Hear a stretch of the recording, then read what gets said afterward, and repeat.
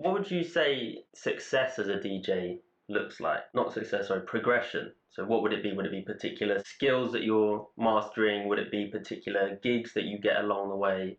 I don't know. What was progression for you like? Progression for me was initially the way I kind of broke it down was, I was like just starting out, playing a few little youth club gigs here and there, under 18s nights and whatnot. And then I was going to Bristol, uni there, and all right, I'm playing in clubs in Bristol now. All right, cool. That's the next step for me. I'm actually out here. I'm starting to earn a bit of money from it, becoming like a little side hustle. Because I was working at a record store as well on the weekend. So I was like, all right, cool, a bit of extra money coming in.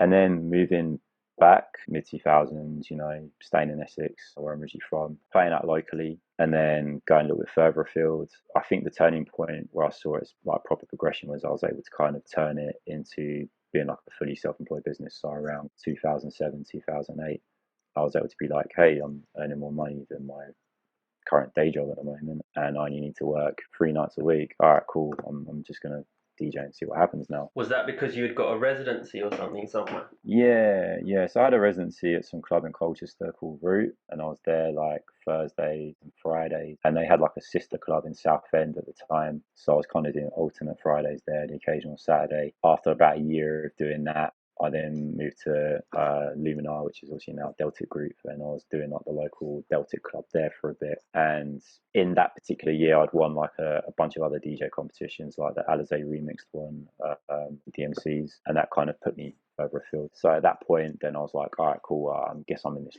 for the long game now. I'm not just kind of doing it and seeing what happens after a couple of years. Like I can see this becoming like a career. And then I think once you kind of break out of your own thing and you start playing gigs in London and that, the next kind of logical step is, trying to do overseas booking. So when my first overseas booking came in, that was like the next kind of progression for me. And then eventually it just kind of led to sort of wanting to make my own music. And that was something I was experimenting like on and off with for a few years. And then last 7 or 8 years, I guess I started putting stuff out. Yeah. So for me, it's then doing that. And then now at this point in my career, the next step for me would be to kind of secure like more placements and better placements. So, getting beats on rappers projects or cutting tracks with collabs with like other producers or other artists putting out there. So